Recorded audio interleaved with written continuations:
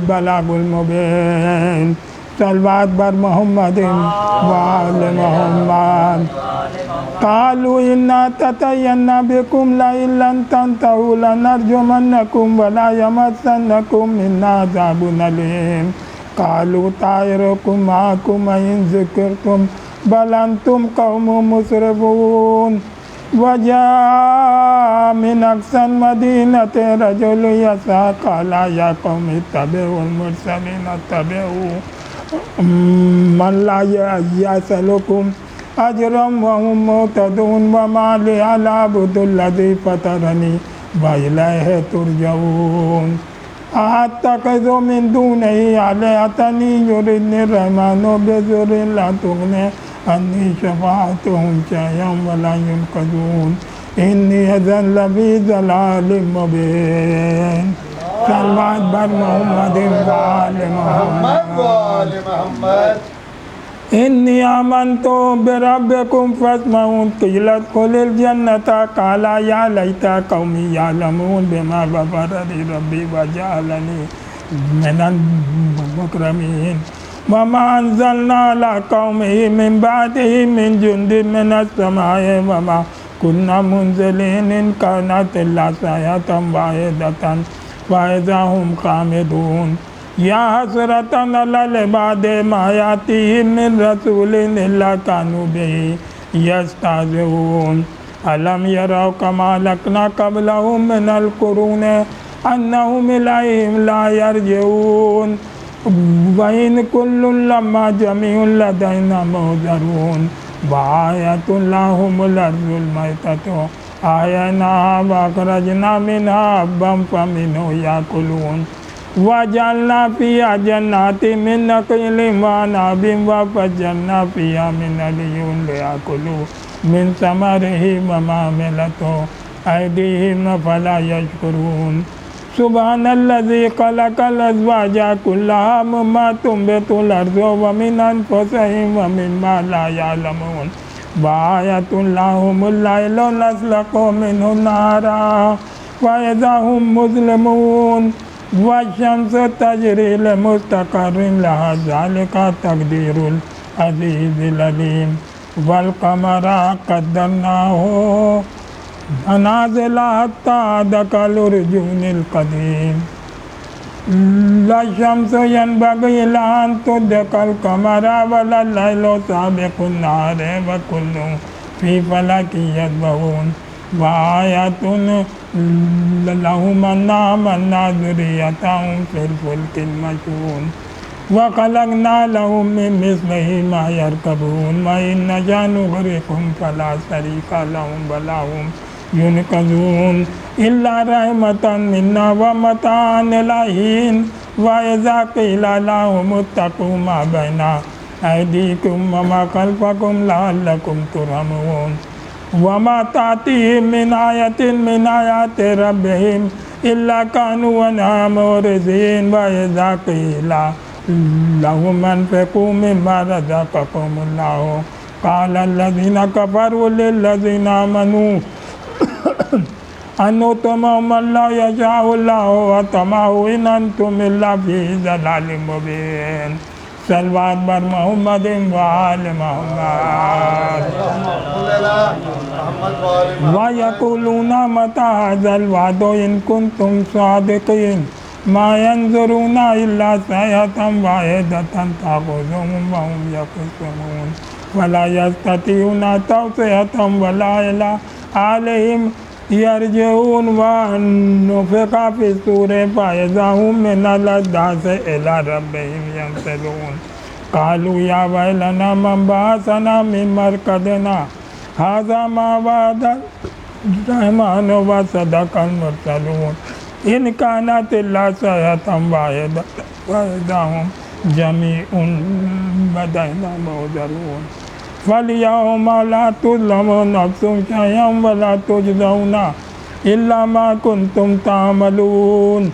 إن أصحاب الجنة اليوم في شغل فاكهون هم وأزواجهم في ظلال على الأرائك متكئون لهم فيها فاكهة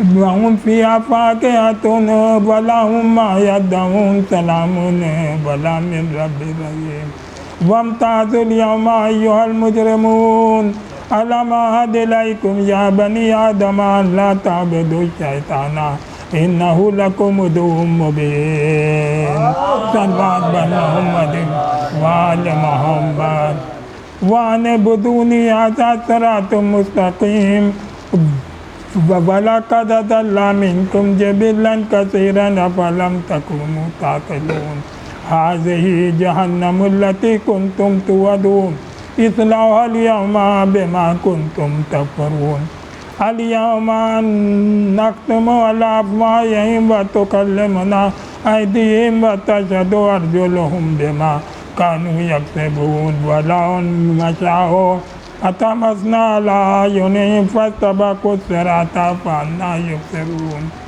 ولو نشاء لمسخناهم على مكانتهم فما استطاعوا مضيا ولا يرجعون ومن نعمره ننكسه في الخلق أفلا يعقلون وما علمناه الشعر وما ينبغي له إن هو إلا ذكر وقرآن مبين صلوات بر محمد وآل محمد لينذر من كان حيا ويحق القول على الكافرين أولم يروا أنا خلقنا لهم مما عملت أيدينا نعما فهم لها مالكون وذللناها لهم فمنها ركوبهم ومنها يأكلون ولهم فيها منافع ومشارب وفلا يشكرون واتخذوا من دون الله آلهة لعلهم ينصرون لا يستطيعون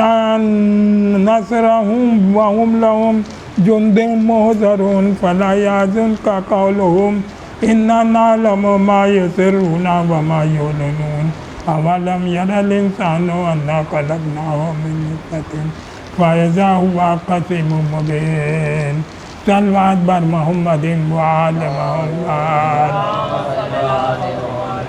وضرب لنا مثلا ونسي خلقه قال من يحيي العظام وهي رميم قل يحيي الذي أنشأ أول مرة وهو بكل خلق عليم الذي جعل لكم من الشجر الأخضر نارا فإذا أنتم منه توقدون أوليس الذي خلق السماوات والأرض بقادر على أن يخلق مثلهم بلى وهو الخلاق العليم إنما أمره إذا أراد شيئا أن يقول له كن فيكون فسبحان الذي بيده ملكوت كل شيء وإليه ترجعون صلوات بر محمد وآل محمد وآل محمد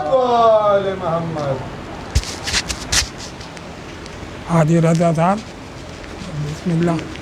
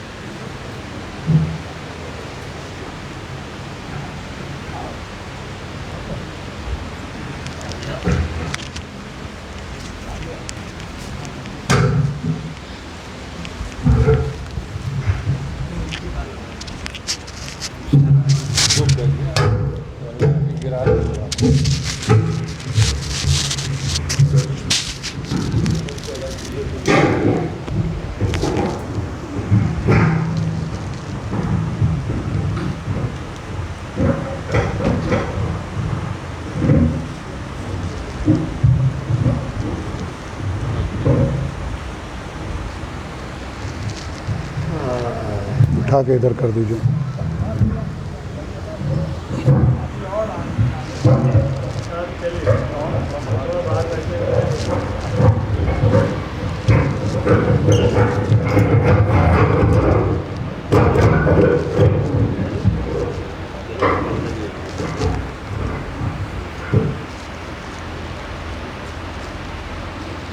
بس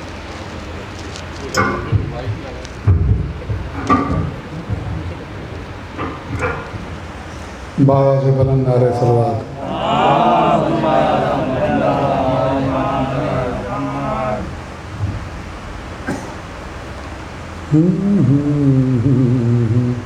باب الروائج کے حوالے سے پیش خدمت ہے.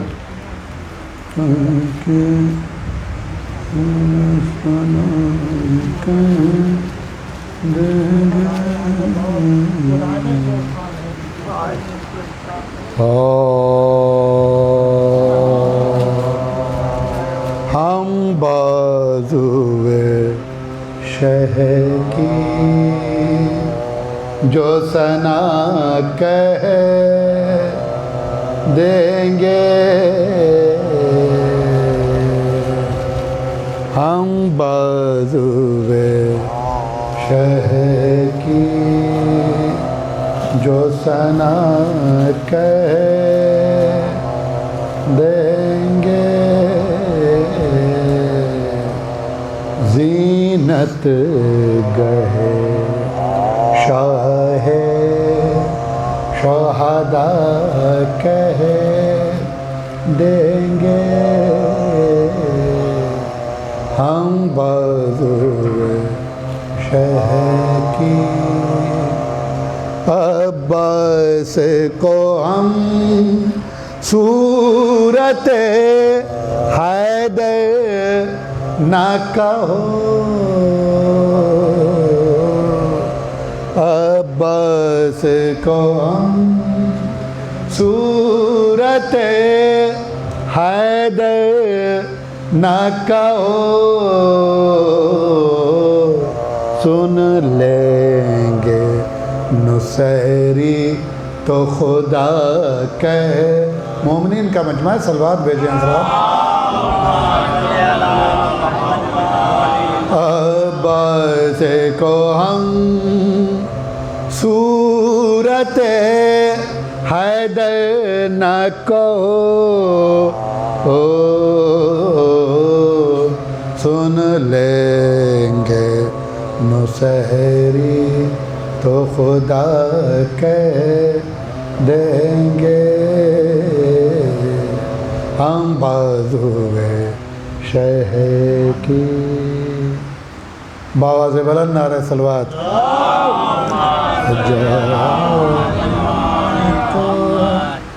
جب یاد ملال آتا ہے،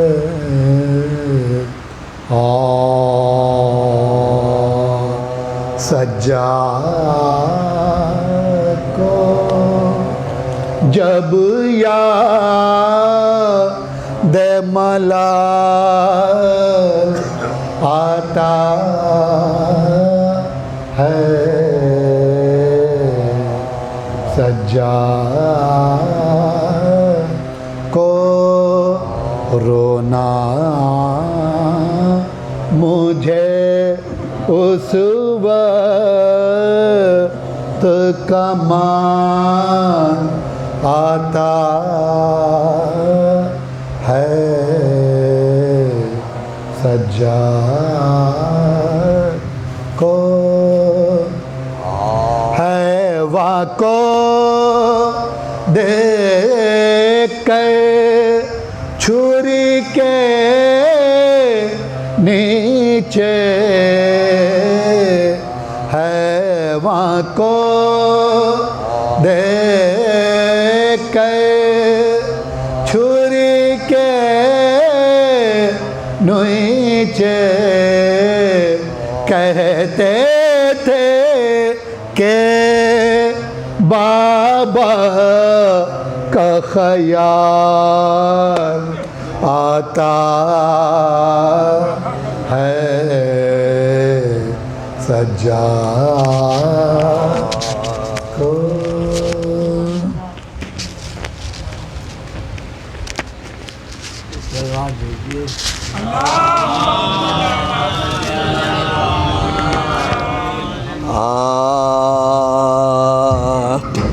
وارث دین محمد مصطفیٰ کوئی نہیں وارث دین محمد مصطفیٰ کوئی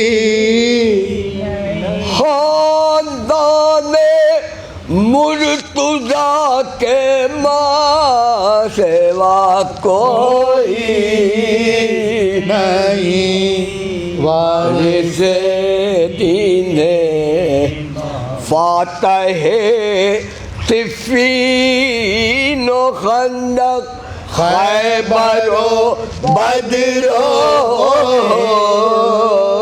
فاتح صفین و خندق خیبر و بدر و جز علی مرتضیٰ شیر خدا کوئی تلوار بھیجیے یہی مزہ ہے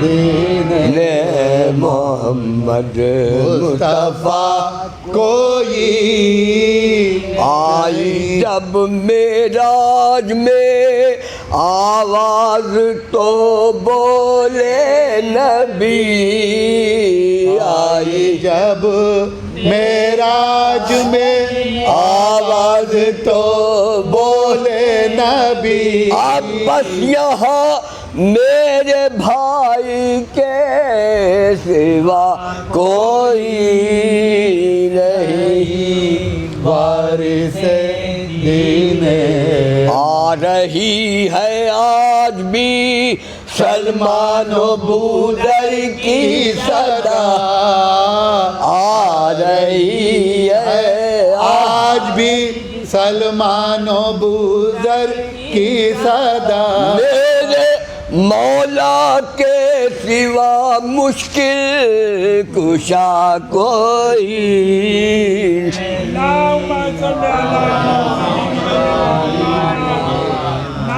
مصطفیٰ کوئی نہیں جو پیغمبر کا رہا ہر جنگ میں سینہ سپر جو پیغمبر کا رہا ہر جنگ میں سینہ سپر شوہد زہرا کا جیسا سورما کوئی نہیں وارث دین محمد مصطفیٰ کوئی نہیں بے زرا بے تیغ جس نے جنگ کی کفار سے بے زرا بے تیغ جس نے جنگ کے کفار سے حضرت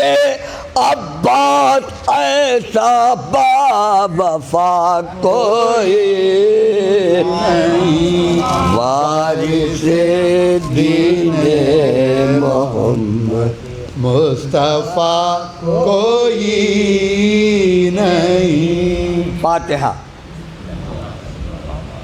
الحمدللہ یا کرو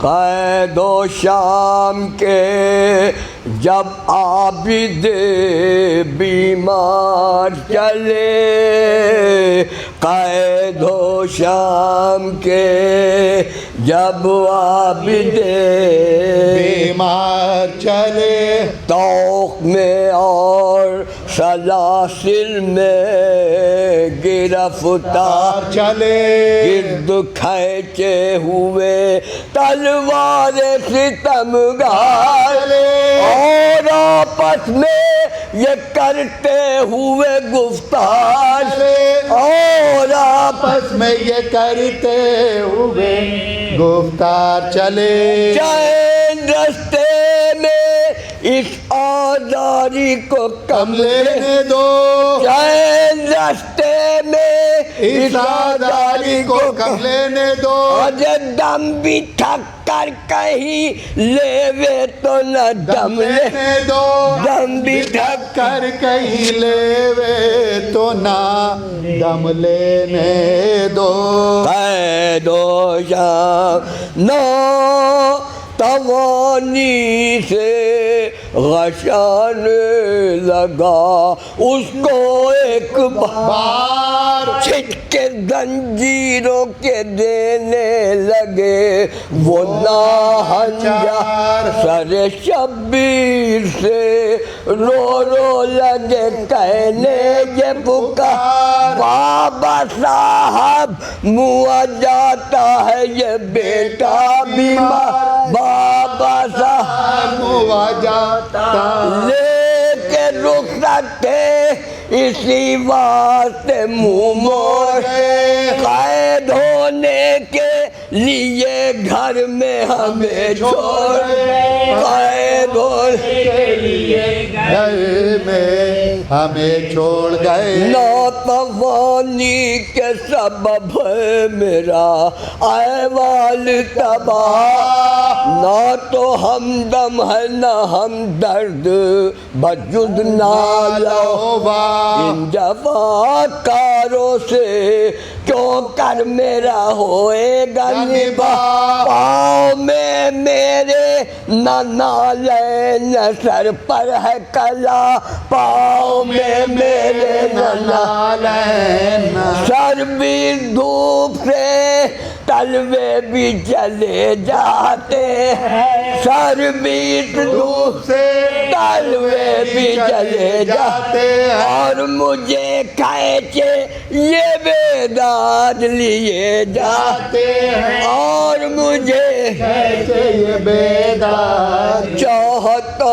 ہوں کہ چلوں دھوپ سے سائے کی طرف دھوپ میں کھینچ کے لے چلتے ہیں یہ تیغ تشنہ کامی سے ہوئی جاتی ہے میری جان طلب آپ پہنچے میری فریاد کو یا شاہ نجف آپ پہنچے میری فریاد کس طرح خاک میں عابد کی جوانی نہ ملے کس طرح خاک میں عابد کی جوانی نہ ملے اجے 2 دن تلک جسے اس قید میں پانی نہ ملے 2 دن تک جسے اس قید میں پانی نہ ملے کہ یہ ظالموں سے کہنے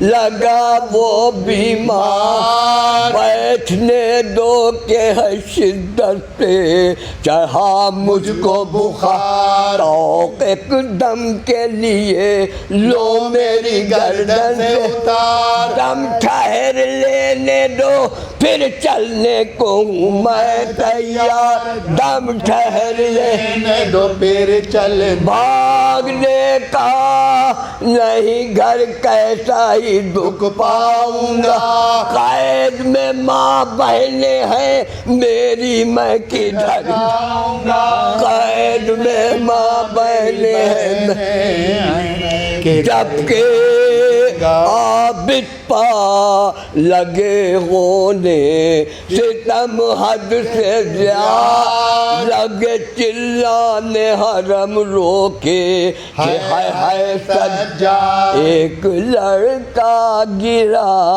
اشتر سے یہ کرتا فریاد ہو رہی ہے میرے بیمار پدر پر بیداد ہو رہی ہے میرے بیماری بیڑا زاری پا کیوں کی ہے مجھے آنے دو میں اٹھا دوں گا مجھے باپ تلک جانے دو اٹھا دوں گا مجھے باپ کبھی تلوار علم دیکھ ستمگاروں کی جوڑ کر ہاتھ یہ کہتا تھا وہ فرزند علی تن سے کر ڈالو جدا یہ میری گردن چھوٹی پر میرے باپا تلوار نہ کھینچے کوئی پر میرے باپا تلوار جان بیمار کی جاتی ہے بجا حل نہ کرو ارے میرے والد کو غش آیا ہے کوئی غل نہ کرو میرے والد کو غشایا سر شہیدوں کے نمودار ہوئے آخرکار لالا سا ہر سر پرخوں تھا نیزے پر سوار کثرت خلق تھی اس درجہ میان بازار نیزہ داروں کو قدم بھی تھا اٹھانا دشوار نیزہ داروں کو قدم بھی تماشائی جو ہر گام پاؤڑاتے جاتے سر شہیدوں کے تھے نیزوں پر رگڑتے جاتے سر شہیدوں کے تھے نیزوں پر پیچھے سرہائے شہیدوں کے بہت سے خوخار حلقہ باندھے ہوئے کھینچے ہوئے ہر ایک تلوار بیچ میں طوق گراں پہنے ہوئے ایک بیمار پاؤں میں بیڑیاں اور ہاتھ میں اونٹوں کی مہار پاؤں میں بیڑیاں اور ہاتھوں میں اونٹوں کی مہار شہر والوں سے یہ کہتا تھا کہ میں پیاسا ہوں شہر والوں سے یہ کہتا تھا کہ میں پیاسا ارے پانی پلوا دو محمد کا نواسا پانی پلوا دو محمد کا نواسا ہوں میں جہاں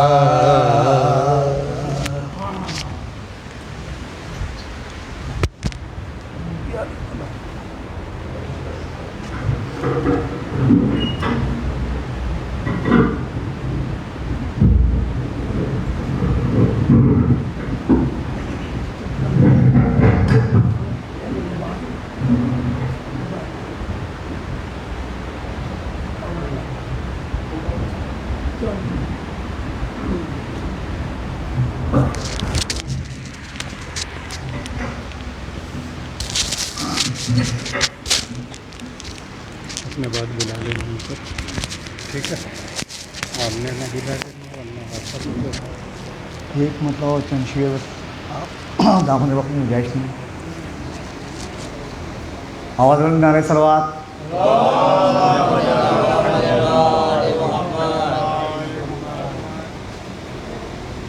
رکھ فاقہ جو فقیروں کو کھلا دیتا ہے رکھ فاقہ جو فقیروں کو کھلا دیتا ہے ایسے بندے کو خدا اپنی رضا دیتا ہے ایسے بندے کو خدا اپنی رضا دیتا ہے اس کا اخلاق کوئی کیسے بیاں کر پائے اس کا اخلاق کوئی کیسے بیاں کر پائے کاسے شیر جو قاتل کو پلا دیتا ہے کاسے شیر جو قاتل کو پلا دیتا ہے امام وہ ہے جو چوتھے فلک سے عیسیٰ کو امام وہ ہے جو چوتھے فلک سے عیسیٰ کو زمین پہ سجدے کو وہ بھی کرانے والا ہے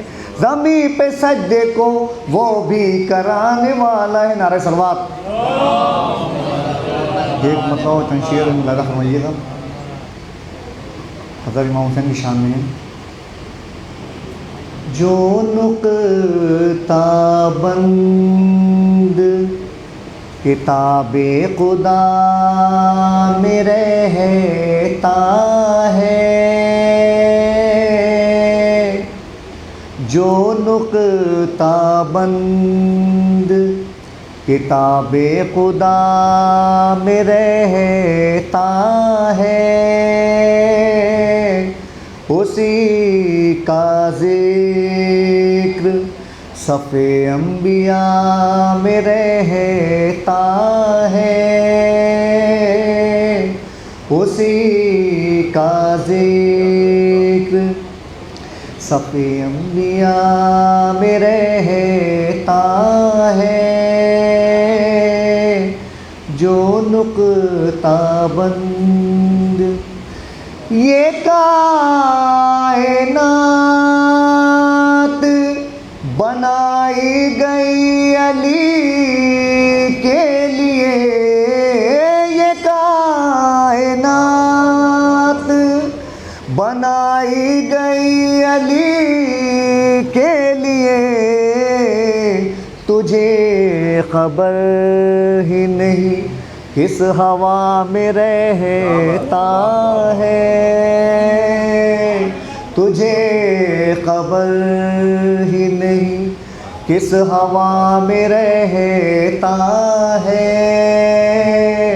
جو نقطہ بند یہ بطور قاسم سجائے بیٹھے ہیں ہم بھی غریب خانے کو، سجائے بیٹھے ہیں ہم بھی غریب خانے کو، خبر ملی ہے کہ تشریف لا رہے ہیں حسین، خبر ملی ہے کہ تشریف لا رہے ہیں حسین، جو نقطہ بند فرشتے آ کے جھلاتے تھے جن کا گہوارہ، فرشتے آ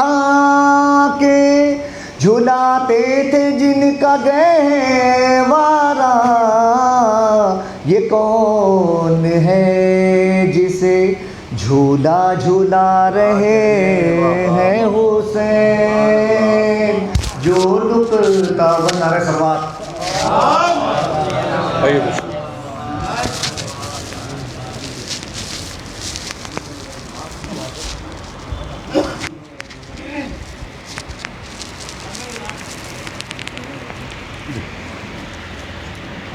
نعرہ صلوات، نعرہ حیدری، نعرہ صلوات۔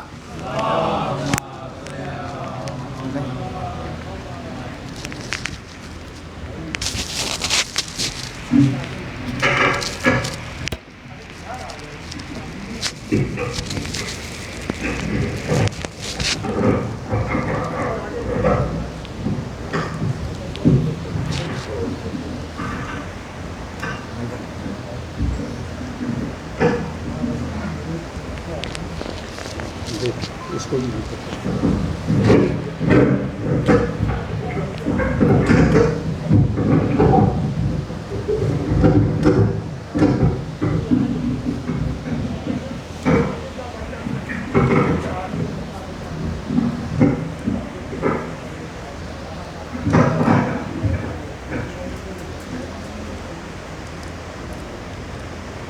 رحم اللہ من قرأ الفاتحہ۔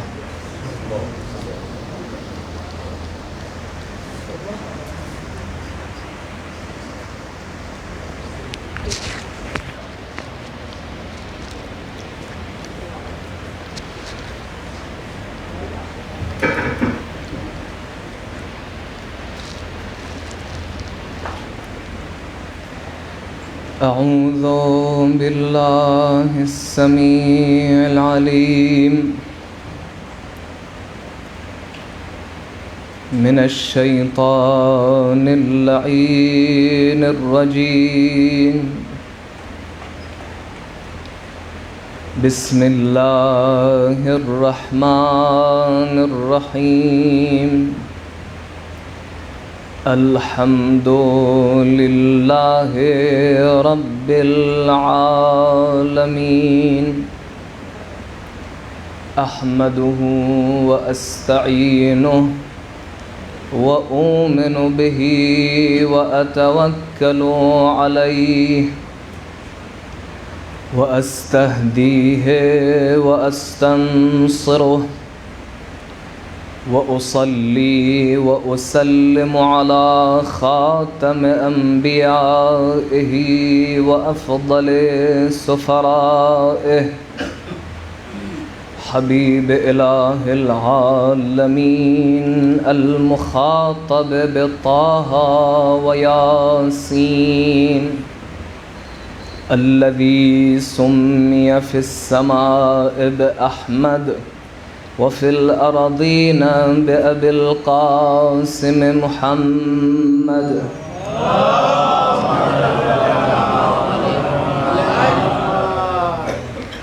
وعلى أهل بيته الطيبين الطاهرين المعصومين المظلومين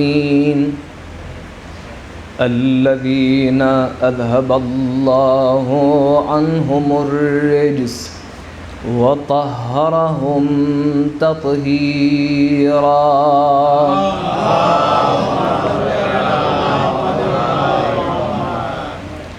واللعنة الأبدية على أعدائهم أجمعين وأما بعد فقد قال الله الكريم في الذكر الحكيم يريدون ليطفئوا نور الله بأفواههم والله متم نوره ولو كره الكافرون صلوات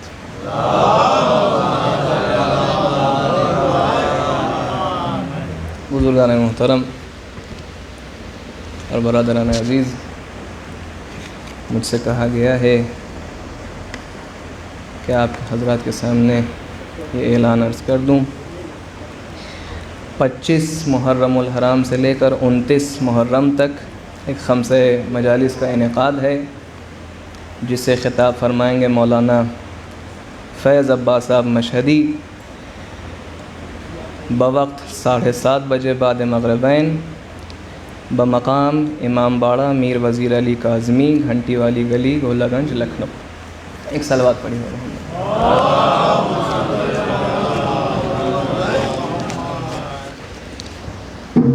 آیت کے ذیل میں گفتگو کرنے سے پہلے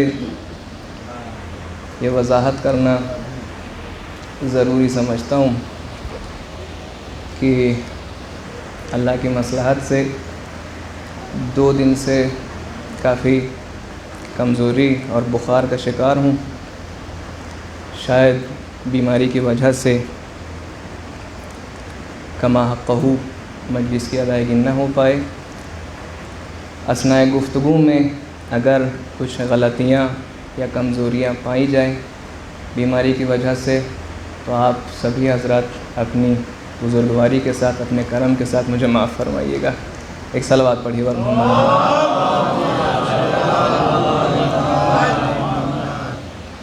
جس آیت کا انتخاب بطور عنوان سخن ہوا ہے وہ آیت سورہ صف کی آیت ہے، جس میں پروردگار عالم ارشاد فرما رہا ہے یریدون لیطفئوا نور اللہ بافواہہم، وہ یہ چاہتے ہیں کہ اللہ کے نور کو اپنے دہن کے ذریعے، اپنی پھونکوں کے ذریعے بجھائیں۔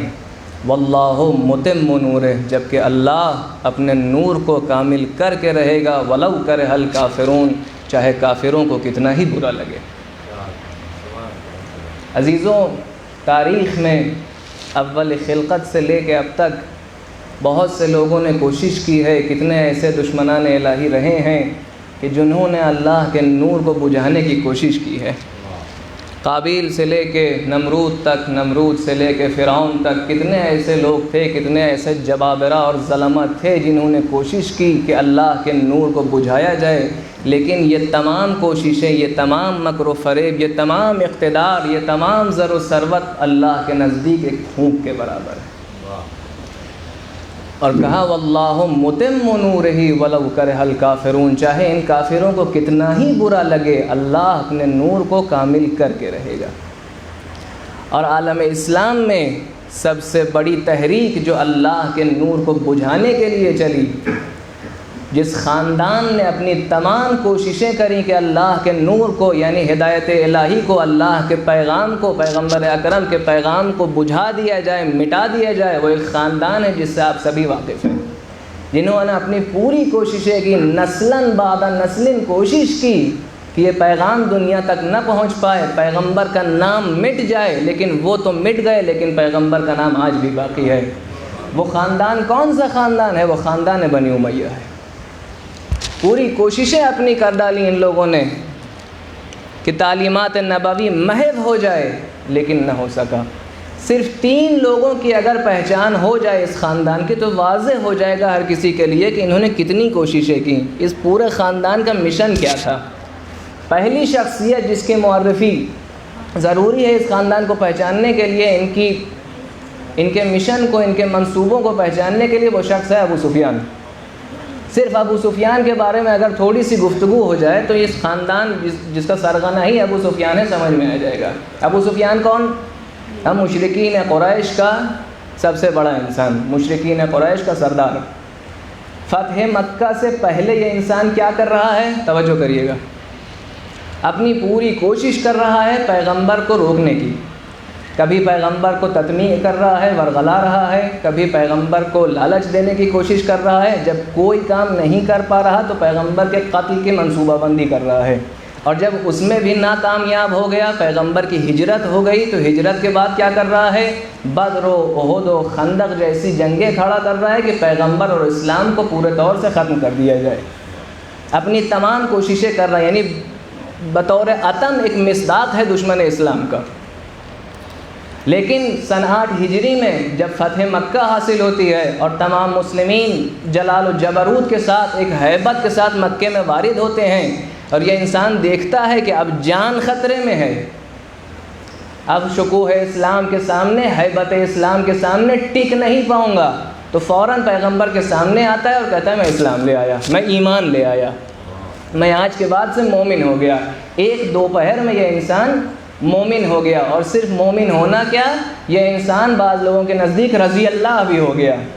جو کل تک کوشش کر رہا تھا اسلام کو ختم کرنے کی اور صرف جان بچانے کی وجہ سے اسلام لایا ہے اور ایمان کا اظہار کر رہا ہے، وہ تو رضی اللہ ہو گیا، لیکن جس کی گود میں اسلام پروان چڑھا اس کو ابھی تک عالم اسلام کافر سمجھتا ہے۔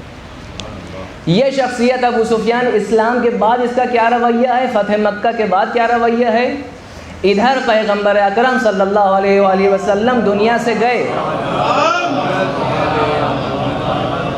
ادھر حضرت رسول کی شہادت ہوئی، ادھر فوراً موقع کو مناسب سمجھا ابو سفیان نے، دوڑتا ہوا مولا کائنات کے گھر پہ آیا، کہتا یا علی میں دیکھ رہا ہوں کہ آپ کا حق غصب ہو رہا ہے، یا علی میں آپ کی جاگیر کو چھینتی ہوئی دیکھ رہا ہوں، میں دیکھ رہا ہوں کہ خلافت آپ کا حق ہے لیکن آپ سے چھینا جا رہا ہے، اگر آپ کہیں، ابھی آپ ایک اشارہ دیں، لَأَمْلَأَنَّ الْمَدِينَةَ خَيْلًا وَرَاجِلًا، میں شہر مدینہ کو پیادوں اور سواروں سے بھر دوں گا، آپ کی حمایت کے لیے تیار ہوں۔ لیکن مولا کائنات اس انسان کو خوب پہچانتے تھے، اس کے چہرے پہ جو نفاق کا پردہ تھا، جو نفاق کا نقاب تھا، اسے مولا کائنات نے ہٹا دیا۔ ایک جملہ مولا کائنات کا اس انسان کو پہچاننے کے لیے کافی ہے۔ کیا کہا جناب امیر نے؟ ما زلتا عدوا للاسلام و اہل، تو پہلے بھی دشمن اسلام تھا، آج بھی دشمن اسلام ہے۔ کوئی یہ نہ سمجھے کہ تم نے اگر خالی کلمہ پڑھ لیا تو تم مسلمان ہو گئے، تم آج بھی دشمن اسلام ہو۔ تم یہ چاہ رہے ہو کہ عالم اسلامی میں تفرقہ ہو، جنگ ہو، خونریزی ہو، تاکہ تم پھر سے جاہلیت کی طرف اسلام کو لے جاؤ، میں یہ کام ہونے نہیں دوں گا۔ یہی ابو سفیان جب خلافت ثالثہ کا دور آتا ہے، جب تیسری خلافت کا دور آتا ہے، اندھا ہو چکا ہے ابو سفیان، لیکن کیا کر رہا ہے؟ ایک محفل میں بیٹھتا ہے، پوچھتا ہے کوئی غیر تو ہمارے درمیان نہیں ہے؟ کہا جاتا ہے نہیں، کہتا ہے دیکھو اے بنی امیہ کے لوگوں، جس چیز کے لیے ہم لوگ آج تک بنی ہاشم سے لڑ رہے تھے وہ آج ہمارے ہاتھ میں ہے، یعنی حکومت۔ جس چیز کے لیے پوری زندگی کئی نسلیں ہم نے گزار دی بنی ہاشم سے لڑتے ہوئے، وہ آج ہمارے ہاتھ میں ہے۔ تلقفوها تلقف القرى، جیسے گیند ایک بال جیسے بچے کھیلتے ہیں ایک دوسرے کی طرف پھینکا کرتے ہیں، اس طرح اس خلافت کو، اس حکومت کو ایک دوسرے کی طرف پھینکو، کہیں یہ حکومت آل ہاشم کے نزدیک نہ چلی جائے۔ یہی ابو سفیان جناب حمزہ کی قبر پر آتا ہے، اپنے عصا سے چھڑی سے قبر پر مارتا تھا اور کہتا تھا یا ابا عمارہ اٹھو اور دیکھو کہ آج حکومت ہمارے ہاتھ میں۔ کیا یہ مسلمان ہے؟ بالکل نہیں۔ اسی انسان کا بیٹا، اسی شخصیت کا بیٹا کون؟ امیر شام، جسے دنیا امیر شام کے نام سے پہچانتی ہے۔ مطرف ابن مغیرہ ایک شخص ہے، مغیرہ کا بیٹا۔ مغیرہ ابن شعبہ کون؟ معاویہ کا بہت قریبی دوست، مغیرہ ابن شعبہ۔ مغیرہ ابن شعبہ بہت پرانا دوست ہے معاویہ کا، اور جناب زہرا کے حق میں بھی جو جسارتیں ہوئیں اس میں بھی بہت بڑا نام ہے مغیرہ کا۔ ایسا پلید اور کثیف انسان ہے مغیرہ۔ یہ انسان معاویہ کا بہت قریبی دوست، اس کا بیٹا نقل کرتا ہے کہ میں ایک دن گھر میں تھا، میرا باپ یعنی مغیرہ گھر پہ آیا۔ جب میں نے مغیرہ کا چہرہ دیکھا تو دیکھا بہت غم کے آثار، اندوہ اور غصے کے آثار چہرے پر دکھائی دے رہے ہیں۔ کہا بابا یہ کیسی کیفیت ہے تمہاری؟ کبھی اتنا پریشان، الجھن میں، غصے میں نہیں، پوری زندگی خدمت معاویہ میں بتا دی تم نے، آج ایسے جملے تمہاری زبان سے معاویہ کے لیے؟ کہا میں نے معاویہ سے کہا معاویہ دیکھو، رودات بتا رہا ہے اپنی مغیرہ، کہ میں نے معاویہ سے کہا کہ معاویہ اب تو علی دنیا میں نہیں ہے، حسن نے بھی اپنی حکومت تسلیم کر دی، ایک طرح سے اب سب کچھ تمہارے ہاتھ میں ہے، ایسا کرو بنی ہاشم کے ساتھ تھوڑا نرمی سے پیش آؤ، تھوڑا اچھائی کرو، جود و سخا کرو، عطا کرو، کچھ ان کے حقوق جو پامال ہو گئے وہ واپس کر دو، تاکہ تاریخ میں یہ لکھا جائے کہ معاویہ بہت ہی نرم دل اور سخی بادشاہ تھا۔ تو میں نے یہ ایڈوائز دی اسے، یہ پیشنہاد دی کہ یہ کام کرو۔ معاویہ نے ایسا جواب دیا جس نے میرے چہرے کی یہ حالت بنا دی۔ کا جواب کیا تھا؟ کہا معاویہ نے کہا سنو، جو میں بات کہہ رہا ہوں اسے غور سے سنو۔ جب پیغمبر دنیا سے گئے تو ایک شخص آیا جو ان کی جگہ پر بیٹھا، جو خلیفہ بنا، اس نے 2 سال حکومت کی، اور 2 سال کے بعد جب وہ مرا تو اس کا نام بھی اس کے ساتھ مر گیا۔ اس کے بعد ایک شخص آیا جس نے 10 سال حکومت کی، 10 سال میں اس نے بڑے فتوحات انجام دیے، ایران فتح کیا، روم فتح کیا، لیکن ادھر وہ مرا، ادھر اس کا نام بھی ختم ہو گیا۔ اس کے بعد ہمارے ہی خاندان سے ایک انسان آیا، 12-13 سال حکومت کی، بڑا پیسہ جمع کیا، بیت المال پہ اچھا ہولڈ رکھا، لیکن اس کے بھی جانے کے بعد بس وہ مرا، نام بھی یادوں سے ختم ہو گیا، لیکن ایک مرد ہاشمی ہے، ادھر اشہد ان لا الہ الا اللہ کی آواز آتی ہے، فوراً اس کا نام بھی اس اللہ کے نام کے ساتھ آتا ہے۔ جب تک میں اس مرد ہاشمی کے نام کو دفن نہ کر دوں مجھے سکون نہ ملے گا، واللہ الا دفنا دفنا۔ یہ معاویہ کے جملے ہیں، تاریخ مسعودی میں لکھا ہوا ہے کہ جب تک میں پیغمبر کے نام کو دفن نہ کر دوں گا مجھے سکون نہ ملے گا۔ کیا یہ انسان مسلمان ہے؟ لیکن بات یہ تھی کہ چاہے ابو سفیان ہو، چاہے معاویہ ہو، جتنے کام یہ لوگ کر رہے تھے سب خفا میں تھا۔ ابو سفیان کو جب بولنا ہوا تو کہا پہلے دیکھو کوئی غیر تو نہیں ہے ہماری محفل میں۔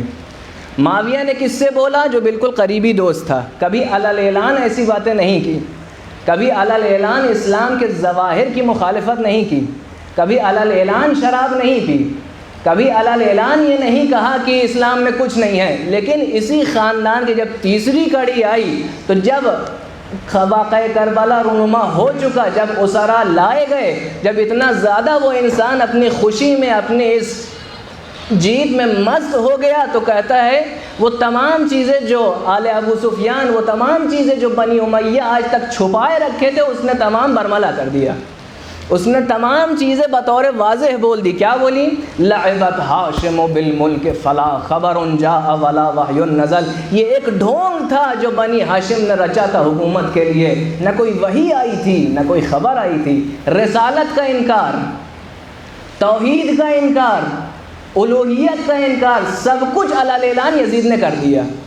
کیسے اس کے اندر یہ ہمت آئی؟ اس نے سوچا کہ ہم نے حسین کا قتل کر دیا ہے، اب ہم نے اپنے تمام مقاصد تک کامیابی حاصل کر لی ہے، اب کوئی نہیں ہے جو ہمارے خلاف کھڑا ہو سکے. اگر ہم آج برملا بھی یہ مخالفت کریں گے اسلام سے تو ہمارے لیے ہمارے سامنے کوئی دشمن نہ ہوگا، کوئی ہمارے سامنے ہمت کر کے بول نہ سکے گا. لیکن وہ یہ بات بھول گیا تھا کہ یریدون لیطفئوا نور اللہ بافواہہم، تم اپنی پھونک کے ذریعے اللہ کے نور کو مٹانا چاہتے ہو، لیکن اللہ کا نور کامل ہو کے رہے گا. جب وہ یہ باتیں کر رہا تھا تو اسی جگہ نور مجسم الہی موجود تھا. جب جناب سید سجاد کھڑے ہوئے، خطبہ آتشین سید سجاد شروع ہوئے کہ واللہ متم نور انا ابن زمزم و صفا، ارے میں زمزم و صفا کا بیٹا ہوں، میں علی مرتضیٰ کا بیٹا ہوں. بات یہاں تک پہنچی کہ یزید جو ابھی تک انکار رسالت کر رہا تھا، انکار توحید کر رہا تھا، اب اسے حکم اذان دینا پڑ رہا ہے. اب اسے یہ کہنا پڑ رہا ہے کہ اے مؤذن گلدستے پر جاؤ اذان کہو. ارے وہ پروردگار جو فرعون کو موسیٰ کی پرورش کا ذمہ دار بنا سکتا ہے، وہی پروردگار یزید جیسے کافر سے حکم اذان بھی دلوا سکتا ہے. بس ابھی انکار توحید کر رہا تھا، ابھی یہ کہہ رہا تھا کہ کاش میرے بدر والے اشیاخ ہوتے، ابھی انکار رسالت کر رہا تھا، وحی کا انکار کر رہا تھا، پیغمبر کا انکار کر رہا تھا. اب اسی کا دربار ہے جہاں آواز گونج رہی ہے اشہد ان لا الہ الا اللہ اشہد ان محمد رسول اللہ.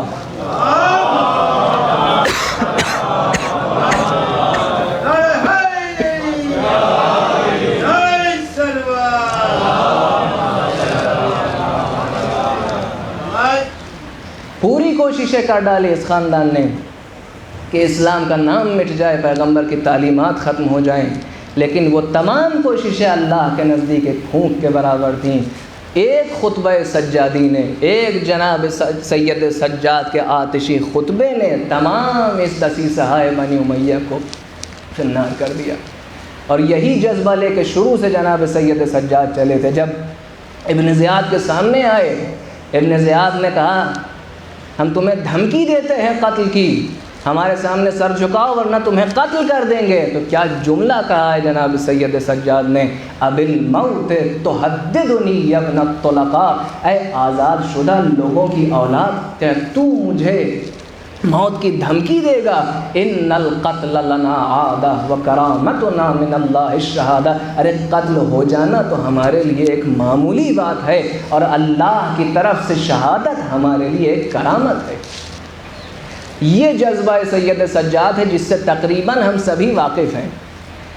دربار یزید میں، دربار ابن زیاد میں کیا کیا واقعات ہوئے اکثر ہمارے ذہنوں میں موجود ہے، لیکن افسوس کی بات ہے، غور کریے گا کہ یہاں پہ آ کے ہمارے ذہنوں میں جناب سید سجاد کی زندگی کی کیسٹ بند ہو جاتی ہے. آپ بتائیے جناب سید سجاد نے کتنے سال امامت کی ہے؟ 35 سال امام رہے ہیں جناب سید سجاد. امام زین العابدین 35 سال امام رہے ہیں. یہ تمام واقعات دربار یزید یا دربار ابن زیاد یا کوفے سے لے کے شام، شام سے لے کے کربلا تک اور پھر کربلا سے واپسی مدینے تک، یہ سب کتنے دن کا ہے پورا ماجرا؟ بہت سے بہت 1 سال. صحیح ہے، بہت سے بہت 1 سال. 1 سال سے زیادہ ہم امام کی زندگی کے بارے میں کیا جانتے ہیں، جبکہ تقریباً سب سے طولانی مدت امامت جناب سید سجاد کی ہے. سن 61 ہجری سے لے کے سن 95 ہجری تک 34-35 برس سے جو امام امامت کر رہے ہیں. لیکن جب ہمارے ذہنوں میں امام کا تصور آتا ہے، معذرت کے ساتھ نعوذ باللہ، ایک بہت ہی منفعل انسان جو اپنے گھر کی کوٹری میں بیٹھا ہوا ہے، گریہ کر رہا ہے، نمازیں پڑھ رہا ہے، بہت زیادہ عبادت ہیں، گاٹھیں بن گئی ہیں گھٹنوں پر، اور اگر بہت زیادہ ہم نے جان لیا امام کے بارے میں تو یہ کہیں گے کہ رات میں فقیروں کے لیے کھانا بھی لے جاتے تھے۔ کیا صرف اسی کو امام کہتے ہیں؟ غور کریے گا جی، کیا صرف اسی کو امام کہتے ہیں؟ یعنی 34-35 برس امامت میں امام نے اس سے زیادہ کچھ کیا ہی نہیں۔ یہ تو ایک عام اچھا انسان بھی کرتا ہے۔ کیا عبادت گزار لوگ کم نہیں تھے؟ مطلب کم تھے؟ اس زمانے میں عابد کم تھے جو صبح شام اللہ کی عبادت کرتے تھے؟ بہت تھے۔ عالم اسلام بھرا پڑا تھا ایسے لوگوں سے جو صبح مسجد میں جاتے تھے، رات میں مسجد سے آتے تھے اگر آئیں بھی تو۔ کیا قاری قرآن، حافظ قرآن اس زمانے میں کم تھے؟ بہت تھے۔ غریبوں کی مدد کرنے والے اس زمانے میں تھے۔ آج بھی ہے۔ غریبوں کی مدد کرنا یعنی خاص امام سے متعلق کوئی چیز ہے؟ یعنی ایک عام اچھا انسان بھی یہ کام کرتا ہے۔ ہمارے ذہن میں امام صرف ایک اچھے آدمی تک کیوں نیچے آ چکے ہیں؟ غور کریے گا عزیزوں۔ یعنی بجائے کہ ہم امام کو امامت کی نگاہ سے دیکھیں، کبھی کبھی صرف ایک اچھے انسان کی نگاہ سے دیکھتے ہیں۔ بہت نمازیں پڑھتے تھے، قرآن بہت پڑھتے تھے، غریبوں کی مدد کرتے تھے، اور یہی سب، گریہ بہت کرتے تھے۔ اس کی وجہ کیا ہے کہ ہمارے ذہن میں اس سے زیادہ ہے ہی نہیں کچھ۔ کیا واقعات کی کمی ہے؟ واقعات ہیں۔ ہم اگر صرف ایسے دیکھتے ہیں امام کو، اس کی وجہ یہ ہے کہ ہم مفہوم امامت سے دور ہیں۔ ہم نے خود امامت اور امام کی معرفت اچھے سے حاصل کی ہی نہیں ہے۔ اس وجہ سے ہم کبھی کبھی امام کو بہت ہی نیچے تک لے آتے ہیں۔ امام کہتے کسے ہیں؟ معاف کریے گا لیکن تھوڑی سی توجہ۔ امام کہتے کسے ہیں؟ اگر ہم نے امام کے زندگی کے اصول کو نہ سمجھا تو ہم کبھی بھی امام کو سمجھ نہیں پائیں گے۔ امام کی زندگی کی جہدگیری کو اگر ہم نہ سمجھ پائیں کہ کس زندگی کو کرنے والے کو، کس انداز سے جینے والے کو امام کہتے ہیں، تب تک ہمارے لیے واقعات صرف واقعات رہیں گے۔ کبھی یہ والا معجزہ ہو گیا، کبھی وہ والا سائل آیا تھا، کبھی امام نماز پڑھ رہے تھے، بس ایسے ہی متفرق واقعات ہمارے سامنے رہیں گے۔ امام کی سیرت سمجھ میں نہیں آئے گی۔ غور کریے گا، سیرت اور واقعات میں فرق ہے۔ کبھی ایسا نہ ہو کہ ہم واقعات بہت سارے جمع کرنے کو سیرت سمجھ بیٹھے ہیں۔ نہیں، واقعات ہر کسی کے بارے میں لکھے جاتے ہیں، لیکن امام کی سیرت کو سمجھنا خاص طور سے ایک مومن کے لیے، اہل تشیع سے تعلق رکھنے والے انسان کے لیے بہت ضروری ہے۔ اگر امام کی سیرت سمجھ میں نہ آئے گی تو ہمارا حال بھی وہی ہو جائے گا کہ جہاں سیرت النبی پہ جلسہ ہوتا ہے اور نتیجہ یہ ہوتا ہے کہ آنکھ گلابی صلی اللہ کی۔ ایک صلوات پڑھیے ور محمد۔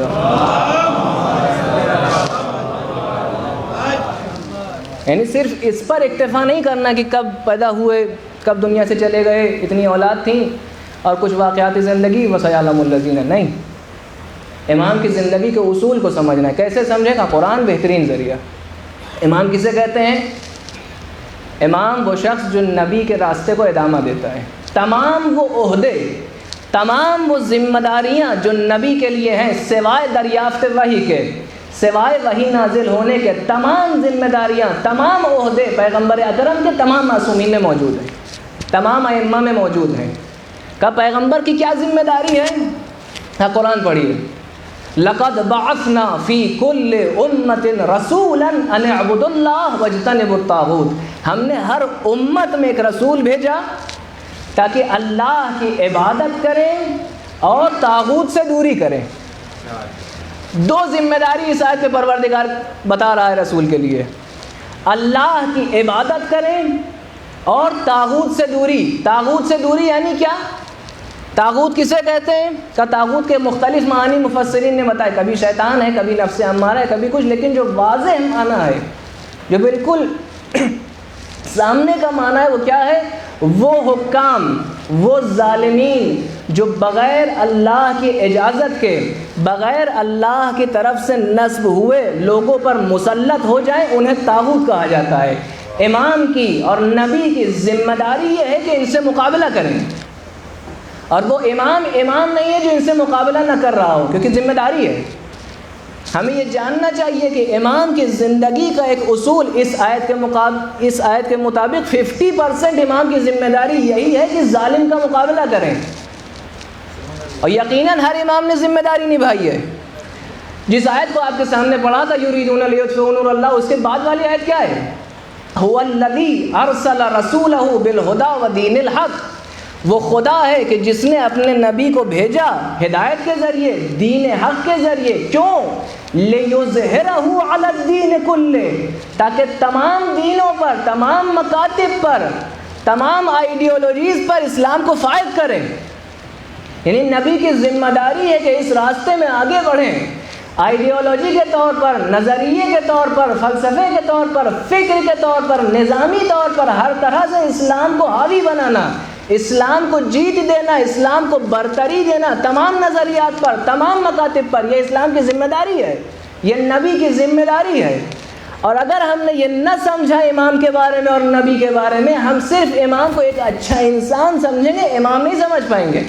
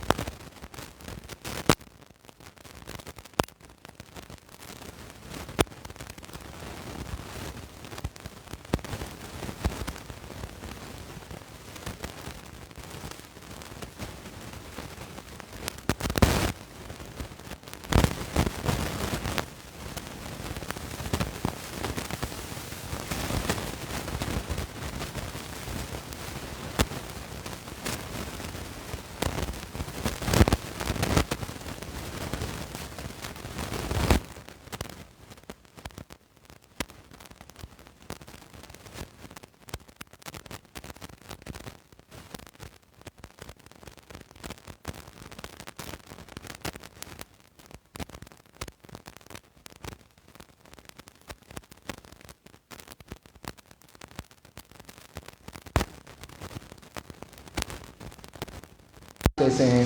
بالآخر دو ذمہ داری تو طے ہے، ٹھیک؟ قرآن کے آئینے میں دو ذمہ داری طے، ظالموں سے مقابلہ، طاغوت سے مقابلہ، اور یقیناً امام کے زمانے میں طاغوت موجود ہے بنی امیہ کے طور پہ، طاغوت سے مقابلہ اور دین کو پھیلانا، پیغام دین کو دنیا تک پہنچانا، یہ دو ذمہ داری۔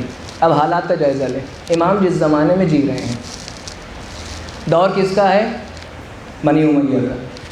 بنی امیہ نے تمام کوششیں کر کے لوگوں کو ایک پست فکر تک پہنچا دیا ہے، اسلام میں تحریف کر کے، اسلام کو صرف ظواہر پر منحصر کر کے ایک بہت ہی پست فکر تک پہنچا دیا ہے۔ وہ پست فکر کیا ہے؟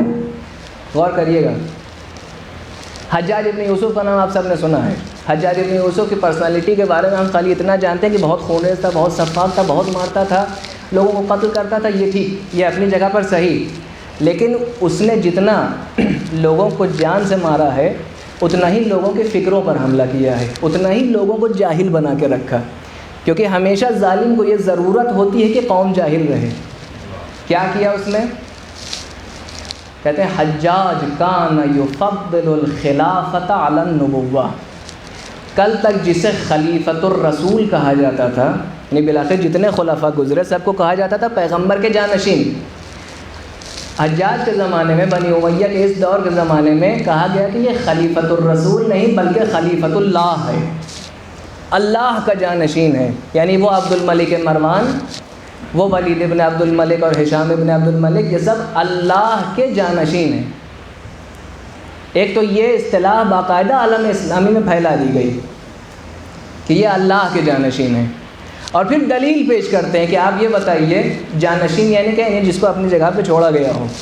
رسول یعنی کیا؟ رسول یعنی جسے بھیجا گیا ہو۔ آپ یہ بتائیے کہ آپ اگر اپنے گھر پہ کسی کو بھیجیں گے یا اپنی جگہ کسی کو رکھیں گے، ان دونوں میں کون برتر ہے؟ ہم نے کسی کو گھر پہ بھیجا کہ جاؤ ہماری بات پہنچا دو، ایک بار ہم نے گھر میں کسی کو چھوڑ دیا اپنی جگہ پہ، حجاج کہتے تھے تم لوگ بتاؤ کون افضل ہے؟ سب کہتے تھے وہ افضل ہے جس کو انسان گھر پہ چھوڑ کے جائے، جس کو جانشین بنا کے جائے۔ کہا بس یہی سمجھو خلیفہ اللہ کا جانشین ہے، محمد اللہ کے بھیجے ہوئے تھے۔ اور قوم کی حالت کیا؟ کوئی کھڑا ہو کے اس کے خلاف کچھ بول نہیں رہا، سب باقاعدہ ایسی باتوں کو مان چکے ہیں، یعنی خلافت نبوت سے برتر ہے، یہ پورا عالم اسلام مان چکا ہے۔ کان یفضل الخلافۃ علی النبوہ، خلافت کو برتری دی جاتی تھی حجاج کے ذریعے نبوت پر۔ دوسری تحریف بیعت، اگر تم نے بیعت کر لی تو اب تم پر اطاعت واجب ہے، اب تم اگر دیکھ رہے ہو کہ ولید ابن عبد الملک قرآن پہ تیر اندازی کر رہا ہے، شراب کا حوض بنا کے اس کے اندر کود رہا ہے، تمام امت اسلامیہ کو یہ بات پتہ تھی کہ حکام بنی امیہ کتنے فاجر لوگ ہیں، کتنے فاسق لوگ ہیں، لیکن بس ان کے ذہن میں یہ بیٹھا ہوا تھا کہ ہم نے تو بیعت کر لی، یعنی سلطان چاہے جیسا رہے ہم نے بیعت کر لی۔ آپ دیکھ رہے ہیں بنی امیہ صرف زور و شمشیر کے بل پہ ان پر حاوی نہیں ہوئے، یعنی باقاعدہ فکریں خراب کی گئی ہیں کہ لوگوں کے اندر یہ ہمت بھی نہ رہے کہ کھڑے ہو کے کچھ بول سکے، سب کو لگتا تھا کہ گناہ ہو جائے گا کہ اگر ہم خروج کریں خلافت کے خلاف۔ یہ فکری ماحول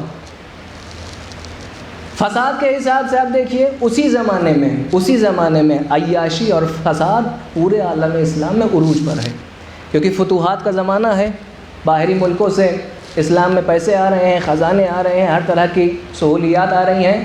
کیا ہو رہا ہے؟ فساد، عیاشی، فسق اور فجور عالم اسلام میں بھرپور طریقے سے۔ دو شہر عالم اسلامی میں سب سے زیادہ مقدس شہر ہیں، وہ کیا ہیں بتائیے؟ مکہ اور مدینہ۔ سب سے مقدس شہر مسلمانوں کے نزدیک مکہ ہے اور مدینہ، جس کو سب سے زیادہ مذہبی اور تقدس کا رنگ ملنا چاہیے۔ مکہ اور مدینہ دونوں ہی فساد کے گڑھ بن چکے تھے۔ باقاعدہ مغنی بلائے جاتے تھے، گلوکار بلائے جاتے تھے کہ مکے میں آ کر غنا کریں، مدینے میں آ کر باقاعدہ مجلسیں اور محفلیں لگتی تھی خالی انہی کاموں کی۔ ایک کنیز ہے، تاریخ نے اس واقعے کو لکھا ہے اغانی ابو الفرج میں، کہ ایک کنیز روتی ہوئی گلی سے گزر رہی تھی، کچھ لڑکوں نے اسے دیکھا، کہا کنیز رو کیوں رہی ہو؟ کہتی فلاں گلوکار مر گیا، فلاں گانے والا مر گیا، اب کون حرم مکی میں گانا گائے گا؟ ان لڑکوں نے اس سے کہا کہ تم پریشان مت ہو، ایک اور مغنی ہے جو زندہ ہے، اس سے بہتر یہ ادائیگی انجام دیتا ہے، اس سے بہتر وہ غنا کرتا ہے۔ تو وہ کنیز رونے لگی اور کہتی الحمدللہ الذی لم یخل حرمہ، حمد ہے اس پروردگار کی جس نے اپنے حرم کو خالی نہیں چھوڑا۔ یہ حالت بن چکی ہے عالم اسلام کی۔ حرم مکی میں غنا ہو رہا ہے، اس لیے رو رہے ہیں کہ مغنی مر گیا ہے۔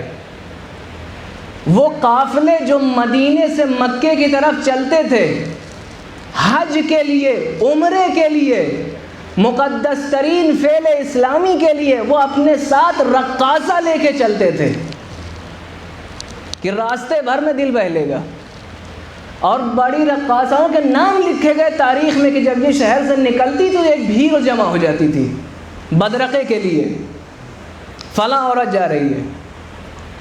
ایسی بری حالت کر رکھی تھی بنی امیہ نے عالم اسلام کی، وہ بھی ان دونوں شہروں کی، مکہ اور مدینہ الرسول، حرم مکی۔ حالت یہ ہے فساد کی، عیاشی کی، فسق اور فجور کی۔ اور اس کے علاوہ لوگوں کے اندر دہشت پھیلی ہوئی ہے۔ یزید نے 3 سال حکومت کی، ہر سال ایک نیا کام۔ پہلے سال امام حسین علیہ السلام کی شہادت، دوسرے سال مدینہ کی تاراجی، تیسرے سال مکے پر حملہ، کعبے پر حملہ۔ سب ڈرے ہوئے تھے کہ جس خاندان سے یہ سب ہو جائے وہ کچھ بھی کر سکتا ہے۔ کسی کے اندر ہمت نہ تھی خلیفے کے خلاف بولنے کی۔ اس ماحول میں اہل بیت کا کیا رول ہے؟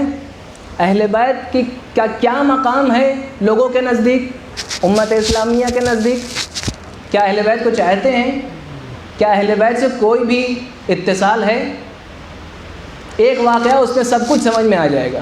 حجاج کے سامنے ایک شخص آتا ہے جس کو بیت المال سے کافی کم پیسہ دیا گیا تھا۔ کہتا ہے حجاج تم نے ہمارا حق پورے طور سے نہیں دیا۔ اتنی ہمت اس کے اندر تھی کہ حجاج سے بات کر سکے۔ حجاج نے کہا کیوں؟ تمہیں کیوں لگتا ہے ہم نے حق کم دیا ہے؟ کہا ہم بہت ہی پر افتخار اور بامنقبت قبیلہ ہیں، ہمارے افتخارات، ہماری عزت بہت زیادہ۔ کہا کیوں؟ کہا سنو، میں ایک ایک کر کے اپنے فخر گناتا ہوں، تم سنو۔ کہا فخر کیا ہے تمہارا؟ کہا کہ ہم میں سے کبھی بھی کوئی انسان مولا کائنات کے ساتھ، ابو تراب کے ساتھ کسی جنگ میں حاضر نہیں ہوا۔ یہ فخر ہے کہ ہمارے قوم کے درمیان کوئی بھی شخص نہیں تھا جو علی کے ساتھ کسی جنگ میں شرکت کرے، علی کے ساتھ رہے۔ اور اگر کوئی شخص ایسا رہا ہمارے قبیلے میں کہ جس نے ابو تراب کے ساتھ کسی جنگ میں شرکت کی تو ہم اسے قبیلے سے نکال لیتے ہیں۔ ہمارے قبیلے کے لوگ جب بھی کسی سے شادی کرنا چاہتے ہیں تو پہلے لڑکی سے پوچھتے ہیں کہ کیا تم علی کو دوست رکھتی ہو؟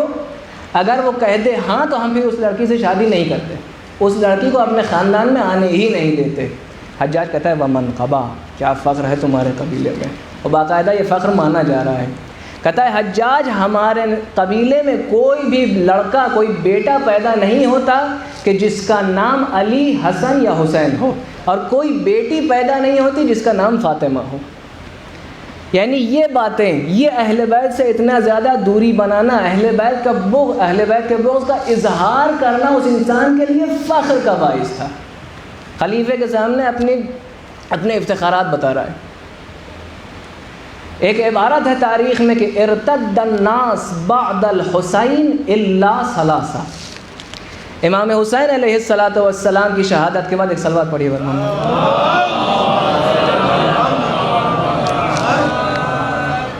امام کی شہادت کے بعد تمام امت اسلامیہ ایک طور سے مرتد ہو گئی، سب لوگ پیچھے ہٹ گئے، یعنی جتنے لوگ اہل بیت کے مشن میں شامل تھے سب کے سب اہل بیت کا دامن چھوڑ چکے تھے۔ توجہ کریے، سب کے سب اہل بیت کا دامن چھوڑ چکے تھے سوائے 3 لوگ کے، یعنی وہ کربلا میں جو امام حسین علیہ الصلاۃ والسلام کو وہ ساتھی جو 72 ملے، جو 71 ملے، وہ امام سجاد کے زمانے میں 3 بھی نہ تھے۔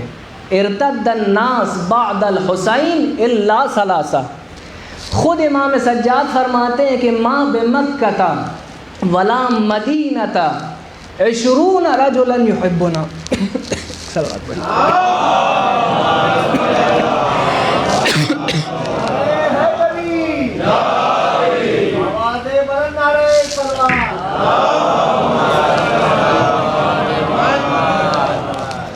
پورے مکے اور مدینے میں 20 لوگ بھی نہیں ہیں جو ہمیں چاہیں۔ یہ کب کی بات ہے؟ امام سجاد کا دور، جب امام امامت کو شروع کر، امامت کا دور امام کا شروع ہو رہا ہے، 20 لوگ بھی نہیں ہیں جو امام کو چاہیں۔ اب حالت دیکھیے، فساد اور عیاشی میں عالم اسلام غرق، دہشت عالم اسلام میں پھیلی ہوئی ہے، فکری انحطاط پایا جاتا ہے، خلیفے کو پیغمبر سے بہتر مانا جا رہا ہے، اور اہل بیت سے اتنا دور ہے کہ اہل بیت سے بغض رکھنا فخر ہے، اور لوگ اتنے کم ہیں کہ 3 یا 20، اس سے کم ہی اسی دائرے میں گھوم رہے تعداد شیعوں کی۔ ایسے موقع پہ انسان توقع رکھتا ہے علماء سے کہ علماء اس حالت کو سنبھالیں، قوم کدھر جا رہی ہے۔ علماء کیا کر رہے ہیں اس وقت؟ علماء سب کے سب دربار کے ہاتھوں بکے ہوئے ہیں۔ ابن شہاب الزہری اس زمانے کا سب سے بڑا عالم، جو نہ کبھی لوگوں کو روک رہا ہے، نہ کبھی تحریفات لوگوں کو سمجھا رہا ہے، بلکہ پوری کوشش کر رہا ہے کہ لوگوں کو قانع رکھنے کی کہ بنی امیہ صحیح لوگ ہیں۔ ایسے موقع پر امام کو وہ دونوں جہاد انجام دینے ہیں۔ لِيُظْهِرَهُ عَلَى الدِّينِ كُلِّهِ، تمام دینوں پر اسلام کو فوقیت دلانی ہے۔ وَاجْتَنِبُوا الطَّاغُوتَ، طاغوت سے اجتناب کرنا ہے، مقابلہ بھی کرنا ہے اس قلت اعوان و انصار میں، اور اپنی بات کو دنیا تک پہنچانی بھی ہے۔ اور جناب سید سجاد نے یہ کام 35 سال میں اچھے طریقے سے انجام دیا ہے۔ ان تمام برے حالات ہونے کے باوجود دیکھیے آپ کے امام نے کیسے اس ذمہ داری کو نبھایا ہے۔ امام نظر بند ہیں، گھر میں بھی اگر کوئی واقعہ رونما ہو رہا ہے، گھر میں بھی اگر امام کوئی کام کر رہے ہیں تو شام سے لیٹر آتا ہے۔ ہم نے سنا ہے آپ نے اپنی کنیز سے شادی کر لی ہے، آپ کی شان کے خلاف ہے کہ آپ کنیز سے شادی کریں۔ کون لکھ رہا ہے؟ حاکم شام۔ گھر کے اندر کوئی کام ہوا ہے، نہ کوئی بارات آئی ہے، نہ کوئی کام ہوا ہے، نہ کوئی بلاوا ہے، کچھ نہیں، گھر کے اندر امام نے کوئی عمل انجام دیا، بس کنیز سے کہا تم آزاد ہو، پہلے اسے آزاد بنایا، پھر اس کے ساتھ صیغہ نکاح پڑھ لیا، گھر ہی میں امام نے شادی کی، شام سے لیٹر آ رہا ہے کہ آپ نے یہ شادی کی، آپ کے شان کے خلاف ہے۔ کہنا کیا چاہ رہا ہے شام؟ وہ خلیفہ وہ کیا کہنا چاہ رہا ہے کہ آپ اگر گھر کے اندر بھی کوئی کام انجام دیں گے تو ہم اس سے واقف ہیں۔ ایسے ماحول میں امام کریں تو کیا کریں؟ ذمہ داری تو ہے، ذمہ داری امام کی کیا ہے؟ طاغوت سے مقابلہ، دین کو دنیا میں پھیلانا۔ امام نے کیسے پھیلایا عزیزوں؟ اب سمجھ میں آتا ہے کہ امام نے اتنے سارے غلام کیوں خریدے۔ امام غلام خریدتے تھے، غلام خریدنا ایک عام عمل ہے، ایک معمولی سا عمل ہے۔ غلام خریدتے تھے، گھر میں رکھتے تھے، 1 سال تک تعلیم دیتے تھے، اس کی تربیت کرتے تھے۔ وہ پورا سال امام کی عبادتیں دیکھ رہا ہے، امام کی دعائیں دیکھ رہا ہے، امام کا گریہ دیکھ رہا ہے، واقعہ کربلا سے آشنا ہو رہا ہے، اور ادھر شب عید فطر آئی اور امام نے کہا تم آزاد ہو۔ ایسے لوگ دنیا میں پھیل رہے ہیں، مدینے میں پھیل رہے ہیں، مدینے کے ماحول کو بدل رہے ہیں۔ بات یہاں تک پہنچی کہ 35 برس میں امام نے 50,000 تک غلام خریدے اور آزاد کیے۔ کہتے ہیں شہر میں ایک ایسا پورا محلہ بن گیا تھا، ایک بڑی تعداد تھی مدینے کی جو سب آزاد شدہ سید سجاد تھے۔ بس یہ سمجھ لیجئے کہ جب یہ غلام خریدے جاتے تھے تو ان سے اگر پوچھا جائے تمہارا داہنا ہاتھ کون سا ہے، بایاں ہاتھ کون سا ہے، تو یہ نہ بتا سکیں، لیکن 1 سال تربیت کے بعد نتیجہ یہ ہوتا تھا، کوئی قاری قرآن ہوتا تھا، کوئی حافظ قرآن ہوتا تھا، کوئی محدث ہوتا تھا، کوئی مفسر ہوتا تھا۔ ایک صلوات پڑھیے پر محمد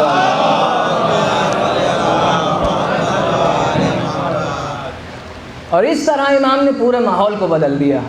دوسرے ذریعے جو فساد، جو عیاشی اور جو خوف لوگوں کے درمیان پھیلا ہوا، اس کی جڑیں کیا ہیں؟ اس کی جڑ حب دنیا ہے۔ جب انسان دنیا سے بہت زیادہ تعلق رکھتا ہے، دنیا اس کے دل میں بس جاتی ہے، تو معنویت اس کے دل میں نہیں آتی۔ جب انسان لالچ کا شکار ہو جاتا ہے تو حکومت کا محتاج بن جاتا ہے، حکومت کا ایک طرح سے غلام بن جاتا ہے۔ لالچ کا شکار ہے دنیا، حب دنیا کا شکار ہے۔ ایسے موقع پر امام دعا کی تعلیم دے رہے ہیں۔ کیوں صرف امام سجاد کی دعائیں مشہور ہے؟ کیا تمام ائمہ دعا نہیں کرتے تھے؟ سبھی اہل دعا تھے، سب کی مناجاتیں ہیں، لیکن امام سجاد علیہ السلام کے زمانے کا تقاضا یہ تھا کہ امام اس زمانے میں دعاؤں کی تعلیم دیں، لوگوں کو سکھائیں کہ تم جس دنیا کے لیے اتنا زیادہ دوڑ رہے ہو، جس کی لالچ میں، جس کے خوف سے تم اتنا زیادہ سب کے غلام بن چکے ہو، حکومت کے غلام بن چکے ہو، یہ ہمارے نزدیک ایک کتے کے جھوٹے کے برابر ہے۔ اولا حر یدع هذه اللمازة لأهلها، کیا کوئی آزاد مرد نہیں ہے کہ اس کتے کے جھوٹے کو اس کے اہل تک چھوڑ دے؟ ایسی دعاؤں کی تعلیم امام نے دی تاکہ انسان یاد رکھے کہ جو اس کی خواہشات ہیں یہ دنیاوی نہیں اخروی ہونی چاہیے، کیونکہ انسان دنیاوی خواہشات میں لگا رہتا ہے، اس لیے حکومت کا غلام بنتا ہے۔ لیکن امام تعلیم دے رہے ہیں کہ کہو اللہم ارزقنا التجافی عن دار الغرور والانابۃ الی دار الخلود، پروردگار ہمیں اس زندگی دنیا سے، اس مکر و فریب کی دنیا سے ہمیں چھٹکارا دے، ہمارے دل میں ایسی چاہ بیدار کر کے ہم تم تک پہنچے، اس دنیا سے آزاد ہو جائے۔ اس لیے امام سجاد نے اتنا زیادہ دعاؤں پر زور دیا ہے۔ ایک صلوات پڑھیے پر محمد۔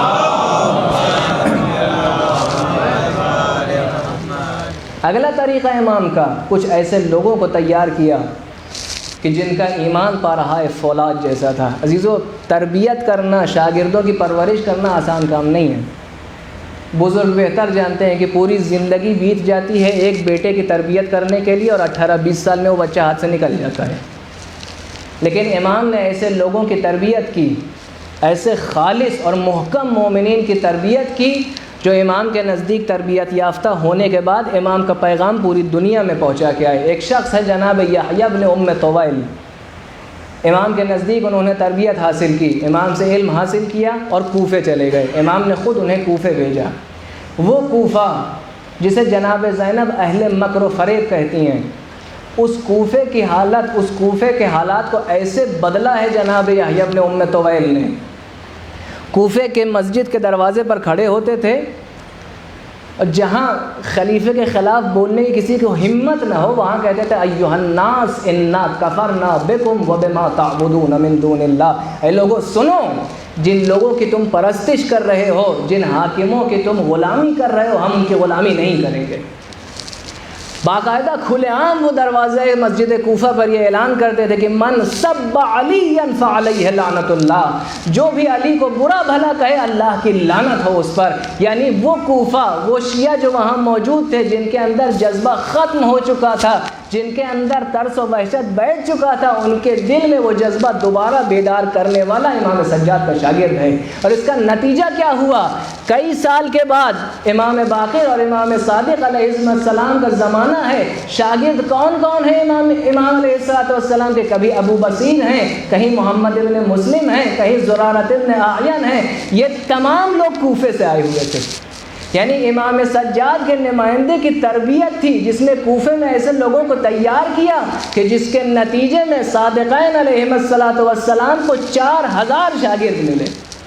دوسرا امام کا نمائندہ جناب سعید ابن جبیر خراسان کی طرف گیا، حدود خراسان پر ہیں، خراسان میں تبلیغ انجام دی۔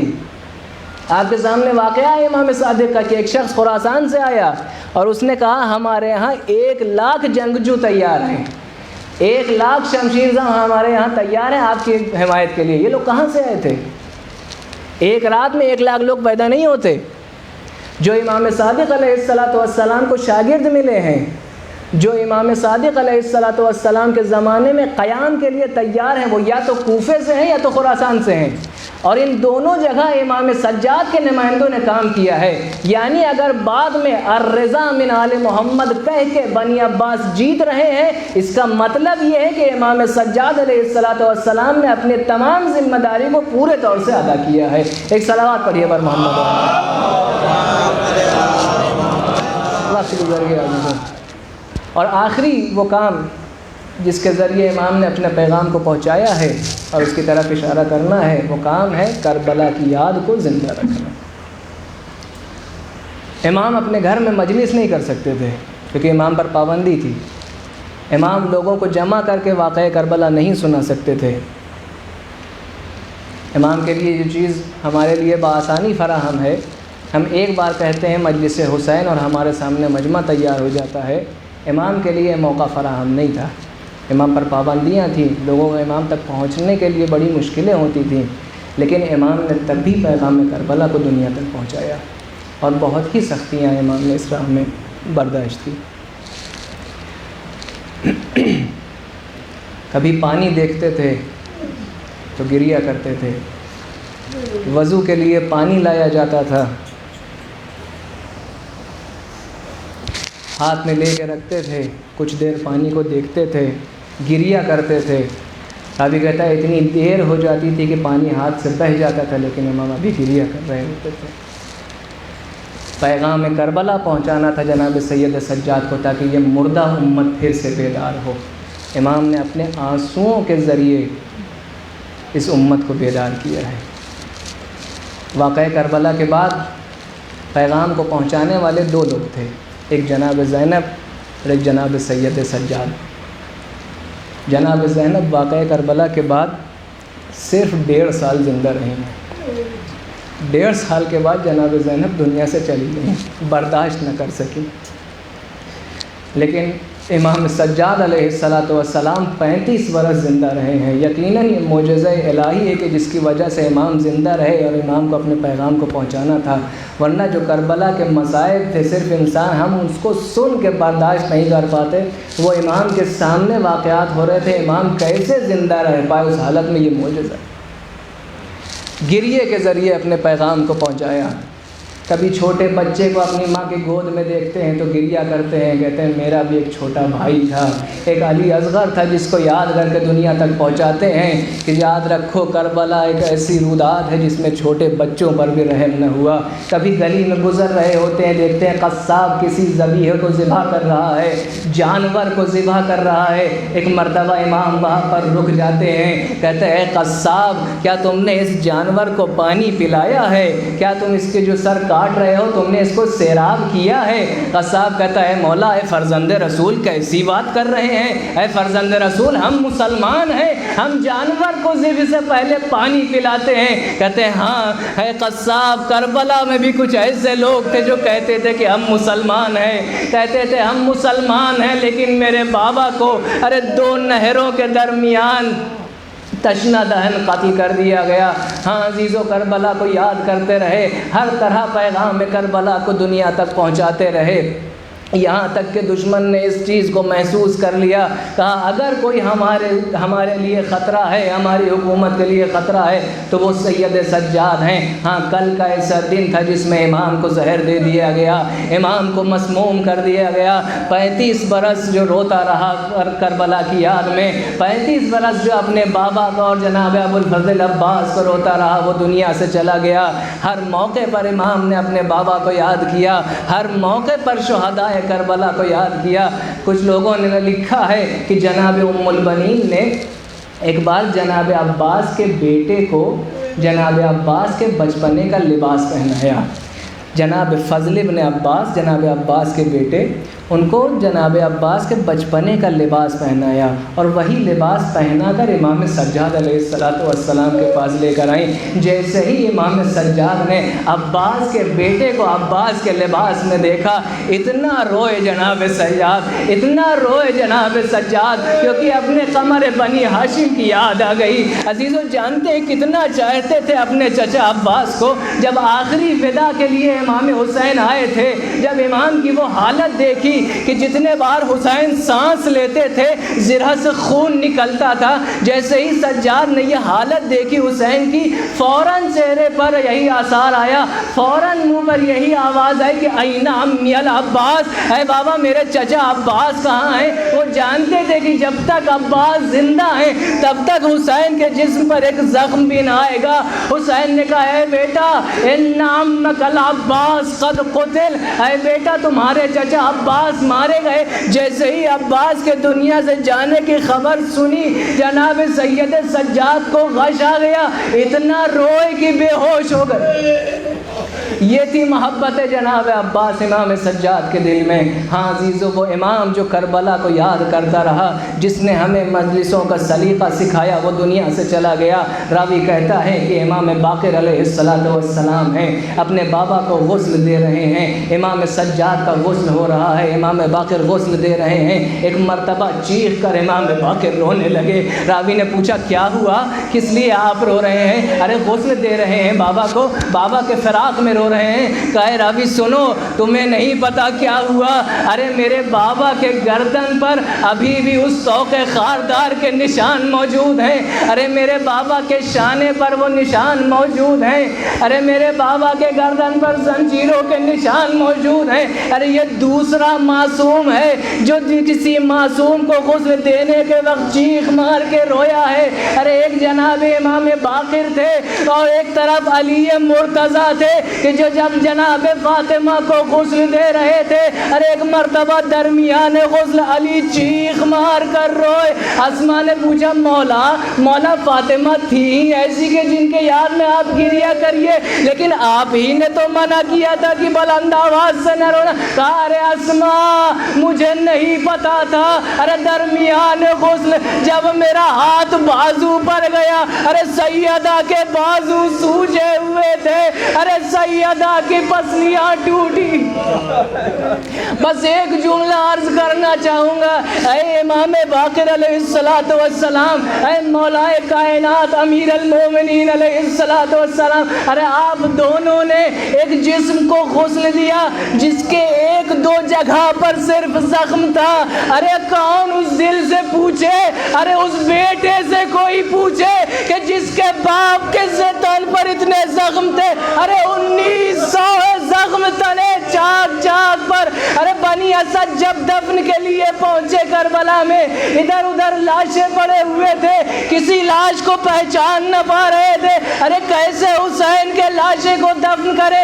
ایک مرتبہ دور سے سید سجاد کو آتے ہوئے دیکھا، کہا بنی اسد رکو میں تم سے بتاتا ہوں، ان لاشوں کو میں پہچانتا ہوں۔ ایک لاش کے سرانے گئے جو سب سے زیادہ بکھری ہوئی تھی، جو سب سے زیادہ ٹکڑے ٹکڑے ہو چکی تھی، جس پر آثار سم اسب نمودار تھے۔ ایک مرتبہ کہا ارے بنی اسد، ارے ایک چٹائی لاؤ، جسم اس قابل بھی نہ تھا کہ اٹھا سکے، ارے جسم کو چٹائی میں جمع کیا گیا، قبر میں رکھ دیکھا قبر میں مستحب ہے کہ دائنی طرف رخ کر دیا جائے، لیکن ارے بدن ابا عبداللہ میں سر بھی نہ تھا کہ جس کو دائنی رخ کیا جائے۔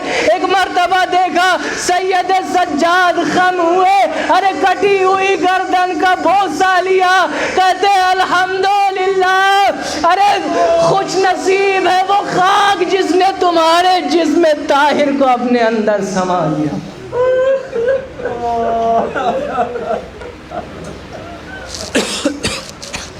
لعنۃ اللہ علی القوم الظالمین وسيعلم الذين ظلموا أي منقلب ينقلبون۔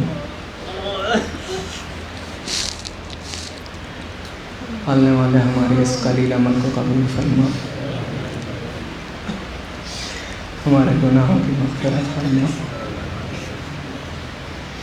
مقروضین کا قرض ادا فرما، بیماروں کو شفا عطا فرما، حاجت مندوں کی حاجتیں روا فرما، علماء حقہ کی حفاظت فرما، خصوصاً رہبر کے سائے کو ہم سب کے سروں میں دوام فرما، ہمیں اللہ کی راہ میں قتل شہادت نصیب فرما، ہمارے امام کے ظہور میں تعجیل فرما، ان کے دل کو ہم سب سے راضی فرما، ہمیں ان کے آوان و انصار میں شمار فرما۔